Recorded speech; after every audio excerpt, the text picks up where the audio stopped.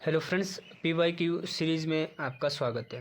Friends, अगर आप political science UGC net JRF की तैयारी कर रहे हैं तो ये वीडियो आपके लिए बहुत ही इम्पोर्टेंट रहने वाली है।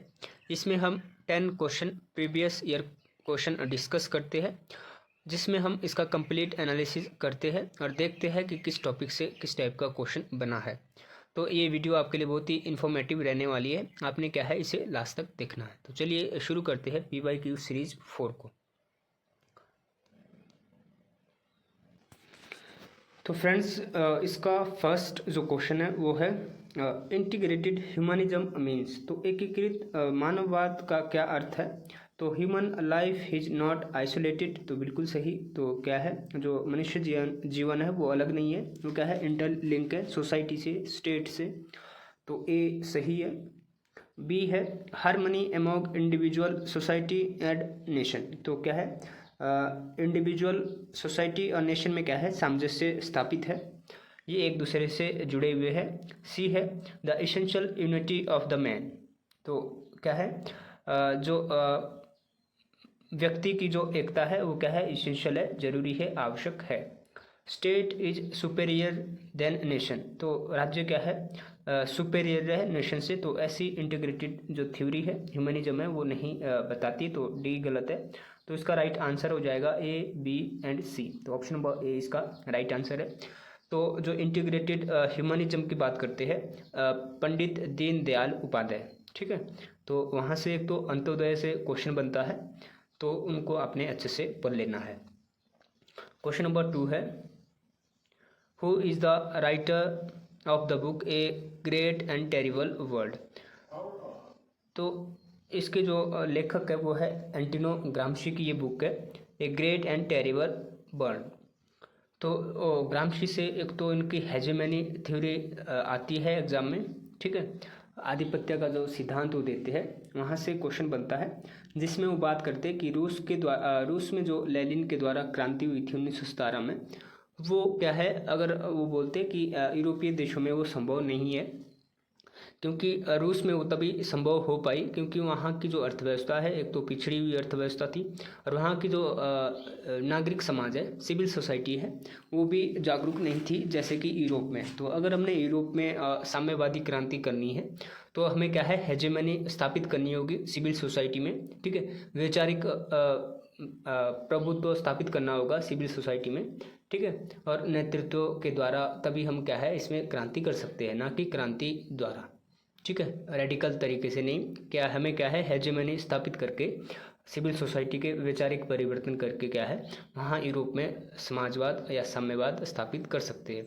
तो वहाँ से क्वेश्चन बनता है। दूसरा, उनकी जो गतिशील युद्ध और स्थितियों का युद्ध, कई बार वहाँ से क्वेश्चन बना है। तो गतिशील युद्ध बोलते हैं जिसमें जनता क्या है, राज्य के विरुद्ध क्रांति करती है, और स्थितियों के युद्ध में क्या है, समाज के अंदर जो कन्फ्लिक्ट होते हैं, उनके आपसी कन्फ्लिक्ट होते हैं जनता के, तो उसमें वो स्थितियों के युद्ध की बात करते हैं। तो बोलते हैं कि गतिशील युद्ध के लिए क्या है, जो शासक है उसको क्या है, सतर्क रहना पड़ता है, क्योंकि वो क्या है, उससे क्या है, राज्य के विरुद्ध क्रांति होती है जैसे कि रूस में हुई थी। तो ग्राम्शी से आपने इतने क्वेश्चन अपने तैयार कर लेने हैं। उनकी एक बुक है प्रिजन नोटबुक, तो वो भी इम्पोर्टेंट बुक है, जिसमें वो न्यू प्रिंस की कल्पना करते हैं। तो 2 का राइट आंसर है ए। क्वेश्चन नंबर 3 है गांधी बिलीव्स इन। तो गांधी विश्वास करते थे, option number 4, and means both should be justified. वो बोलते हैं कि जो साध्य और साधन वो दोनों क्या है, न्यायोचित होने चाहिए, तभी हम क्या है, उसको जस्टिफाई मान सकते हैं, ठीक है। जो साधन है, अगर साधन सही है तभी हम क्या है, उसकी उद्देश्य की प्राप्ति कर सकते हैं या उसे जस्टिफाई कर सकते हैं। तो 4 इसका राइट आंसर है। तो गांधी जी से तो हमेशा क्वेश्चन बनता है, तो गांधी को आपने अच्छे से पढ़ लेना है। क्वेश्चन नंबर 4 है feminist argue that women's value are based primarily on. तो जो नारीवादी है वो आर्ग्यू करती है कि जो महिला की जो वैल्यू है, मूल्य है, वो किस पर आधारित होते हैं। तो रिलीजियस लॉज तो नहीं, धार्मिक कानूनों पर उनके क्या है, जो महिला के जो मूल्य है वो आधारित नहीं होते हैं, तो ये तो गलत है। प्रिस्क्राइब्ड सोशल रूल्स, तो बिल्कुल सही। जो सोशल सामाजिक जो रूल्स है वहाँ पे आधारित होते हैं उनके वैल्यूज, ठीक है। तो बी इसका राइट आंसर है 2, biology and prescribed social roles, चौथा है बायोलॉजी, तो 2 इसका राइट आंसर है। तो फेमिनिस्ट जो थिंकर है वहाँ से क्वेश्चन बनता है, ठीक है। कैट मिलेट जैसे हो गई, सेक्सुअल पॉलिटिक्स, उनकी बुक कई बारी पूछी गई है। तो सारे फेमिनिस्ट जो थिंकर है उनको आपने अच्छे से पढ़ लेना है, वहाँ से ज़रूर क्वेश्चन बनता है। क्वेश्चन नंबर 5 है, which of the following writings were associate with Mohammad Iqbal. तो मोहम्मद इकबाल की कौन कौन सी राइटिंग्स है, तो ताराना है हिंद, ये इनकी बुक है जो कि उन्होंने 1905 में लिखी थी, ठीक है। The reconstruction of religious thought in India, तो ये इन्होंने 1930 में लिखी थी। हिस्टोरिकल रोल ऑफ इस्लाम, तो ये इनकी बुक नहीं है। द बैंग ए दारा, तो ये बैंग ए दारा 1924 में इन्होंने लिखी थी। तो 3 इनकी बुक्स है, ए बी और डी, तो ए बी और डी ऑप्शन नंबर 3 में है। तो ये इंडियन थिंकर थे, ठीक है, मोहम्मद इकबाल, यहाँ से क्वेश्चन बनता है। क्वेश्चन नंबर 6 है, लिस्ट 1 में बुक्स दी गई है और लिस्ट 2 में थिंकर्स दिए गए हैं, उसको आपने मैच करना है। तो मार्क्स, गांधी एंड सोशलिज्म, तो ये बुक है राम मनोहर लोहिया की, ठीक है, 1 का 3।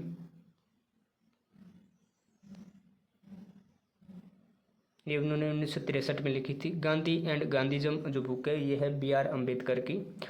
और सावित्री ए लेजेंड एंड सिंबल, तो ये बुक है अरविंदो घोष की। गीतांजलि है रविंद्रनाथ टैगोर की। तो इसका राइट आंसर हो जाएगा 1 का 3, B का 4। तो 1 का 3, B का 4 ऑप्शन नंबर 1 में है, C का 1 और D का 2। तो ए इसका राइट ऑप्शन है क्वेश्चन नंबर 6 का। तो बुक्स आपने क्या है सभी पढ़ लेनी है। इंडियन पॉलिटिकल थिंकर हो चाहे वेस्टर्न पॉलिटिकल थिंकर, बुक्सों से हमेशा क्वेश्चन बनता है और इनके ईयर भी आपने देख लेने हैं। कभी कभार क्वेश्चन क्या है ईयर को मैच करने के लिए बनता है। क्वेश्चन नंबर 7 है, given below are 2 statement, 1 labelled and assertion, reason से क्वेश्चन है ये क्वेश्चन नंबर 7। तो असर्शन है, in Machiavelli thought end justifies the means, तो बिल्कुल सही है। मैकियावेली बोलते हैं कि अगर आपका जो साधन गलत भी है, ठीक है, और परिणाम सही है और जो एंड है वो सही है, आपके फेवर में है, तो क्या है वो बोलते हैं कि जो साधन है उसको जस्टिफाई माना जाएगा, ठीक है। क्यों माना जाएगा, रीजन इसके पीछे दे रहे हैं, the key objective of the prince was to bring unity and integrity of the state. तो बोलता है कि जो राजा का काम है वो क्या है, वो काम है देश की एकता और अखंडता को बनाए रखना। उसके लिए चाहे वो अगर गलत साधनों का भी प्रयोग कर रहा है, ठीक है, तो उसे भी आप क्या है जस्टिबल मान सकते हैं, जस्टिफाई कर सकते हैं। तो ये असर्शन और रीजन बिल्कुल सही है और इसकी एक्सप्लेनेशन भी बिल्कुल सही है, ठीक है। तो इसका राइट आंसर हो जाएगा both A and R true and R is the correct explanation of A. तो ये इसका राइट आंसर है। तो मैकियावेली क्या है, कई बार यहाँ से क्वेश्चन बनता है कि कौन सी शासन प्रणाली को वो अच्छा मानते हैं, तो वो राजतंत्र को अच्छा मानते हैं, लेकिन वो बोलते हैं कि यदि किसी देश के जो नागरिक है अगर वो सभ्य है तो वहाँ गणतंत्र बहुत ही अच्छी शासन प्रणाली है। तो मैकियावेली से क्वेश्चन बनता है, तो मैकियावेली को आपने अच्छे से पढ़ लेना है। मैंने क्या है मैकियावेली का जो कंप्लीट जो वीडियो है इनके संपूर्ण राजनीतिक विचार को उसमें कवर किया है। तो अगर आपने वो देख ली है तो मेरे चैनल की प्लेलिस्ट में जाकर वो वीडियो देख सकते हैं मैकियावेली के ऊपर। क्वेश्चन नंबर 8 है, which one of the following is not A correct match. तो फेबिनिज्म, तो फेबिनिज्म होता है पीसफुल चेंज।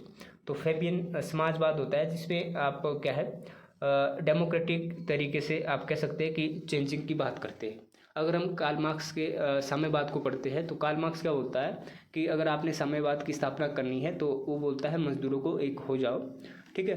आपके पास क्या है मजदूरों को वो बोलता है कि खोने के लिए हाथ और पाँव की बेड़ियाँ है और पाने के लिए पूरा संसार है। और वो बोलता है कि क्रांति करके पूंजीपति के विरुद्ध क्रांति करके क्या है उनकी हत्या करके आप क्या है समाजवाद या साम्यवाद स्थापित कर सकते हैं। जबकि जो फेबियन समाजवाद है वो बोलता है कि नहीं, क्रांति द्वारा नहीं, पीसफुल तरीके से हम क्या है समाजवाद स्थापित करेंगे। तो ये कॉन्सेप्ट आपने अच्छे से पढ़ लेने हैं, ठीक है। गिल्ड, सोशलिज्म, प्रोफेशनल रिप्रेजेंटेशन, तो ये भी सही मैच है, ठीक है। जो गिल्ड समाजवाद होता है उसमें क्या है व्यावसायिक प्रतिनिधित्व होता है, ठीक है। सिंडिकलिज्म तो ट्रेड यूनियन, तो ये भी सही मैच है। नेक्स्ट है डी, डेमोक्रेटिक सोशलिज्म, तो लोकतांत्रिक समाजवाद रेडिकल चेंज, तो ये तो गलत है। जो लोकतांत्रिक समाजवाद है वो कभी भी क्रांतिकारी या रेडिकल तरीके से चेंज की बात नहीं करता है, वो पीसफुली डेमोक्रेटिक चेंज की बात करता है। तो 4 यहाँ गलत है। तो यहाँ पूछा गया था कि कौन सा करेक्ट मैच नहीं है, तो ऑप्शन नंबर 4 यहाँ राइट आंसर है। तो कॉन्सेप्ट क्लियरिटी आपके पास होनी चाहिए, ठीक है। तो कॉन्सेप्ट को आपने अच्छे से पढ़ना है और उसे क्लियर करना है। क्वेश्चन नंबर 9 है हमारा, लिस्ट 1 को 2 के साथ मैच करना है। तो ये रिट से क्वेश्चन था यहाँ, ठीक है। जो रिट है वो सुप्रीम कोर्ट द्वारा क्या है, आर्टिकल 32 के तहत जारी की जाती है, और हाई कोर्ट के द्वारा आर्टिकल 226 के तहत क्या है, 5 रिट जारी की जाती है। तो रिट से भी हमेशा क्वेश्चन बनता है। तो आपने क्या है, हेबियस कॉर्पस, बंदी प्रत्यक्षीकरण, तो you should have the body, ठीक है। शरीर प्रस्तुत करना होता है बंदी प्रत्यक्षीकरण, तो A का 3, तो A का 3 यहाँ 2 ऑप्शन में है। मैंडामस, तो परमादेश होता है टू कमांड, तो 2 का 1, तो 2 का 1 यहाँ ऑप्शन नंबर 2 में है, ठीक है। सर्टोररी, तो उत्प्रेक्षण होती है 3 का 4, टू इन्फॉर्म, ठीक है, इन्फॉर्म करना, और जो वहाँ निम्न न्यायालय में जो केस चल रहे हैं उसे अपने पास बुलाना, ठीक है। तो सुप्रीम कोर्ट या हाई कोर्ट क्या है, निम्न न्यायालय को आदेश देता है कि जो आप अपने क्षेत्राधिकार के बाहर काम कर रहे हैं उसको रोकना है और उस मामले को अपने पास बुलाना है। क्यो वारंटो, तो अधिकार परीक्षा होता है। वाई वट वारंट, ठीक है, किस अधिकार से आप कोई काम कर रहे हैं, तो D का 2, तो इसका राइट आंसर है 2। तो रिट से क्वेश्चन बनता है, इसे आपने अच्छे से पढ़ लेना है। क्वेश्चन नंबर 10 है, under the Lokpal and Lokayukta act a person can be appointed chairperson of Lokpal if he और शी, तो जो लोकपाल और लोकायुक्त एक्ट है उसके तहत किस व्यक्ति को चेयरपर्सन नियुक्त किया जा सकता है लोकपाल के लिए, ठीक है। तो ये पूछा गया था। तो ए है, हिज और has been the chief justice of India, अगर वो चीफ जस्टिस ऑफ इंडिया रह चुका है तो उसे आप क्या है, नियुक्त कर सकते हैं, तो ये बिल्कुल सही है। हिज और हैज़ बीन ए जज ऑफ द सुप्रीम कोर्ट, तो उसे भी आप क्या है, नियुक्त कर सकते हैं। हिज और has been an eminent person, तो अगर वो ख्याति प्राप्त व्यक्ति है किसी क्षेत्र में तो उसे भी आप क्या है, चेयरपर्सन अपॉइंट कर सकते हैं लोकपाल के लिए। हिज और has been an administrator with at least 10 years of experience, तो ऐसी कोई भी व्यवस्था नहीं है कि आपके पास क्या है 10 years का एक्सपीरियंस होना चाहिए एडमिनिस्ट्रेटर के सेक्टर में, तो ये गलत है। तो इसका राइट आंसर होगा A, B और C, तो A, B और C ऑप्शन नंबर 3 में है। तो लोकपाल से हमेशा क्वेश्चन बनता है, लोकपाल और लोकायुक्त से, ठीक है। इसकी जो रिकमेंडेशन है वो देते हैं प्रथम प्रशासनिक सुधार आयोग जो 1966 में हुआ था, उसकी रिकमेंडेशन से ये बिल लाया जाता है, और 1968 में क्या है, लोकपाल भारत में लागू होता है 1968 में। तो ये भी आपने अच्छे से पढ़ लेना है, लोकपाल और लोकायुक्त से हमेशा क्वेश्चन बनता है।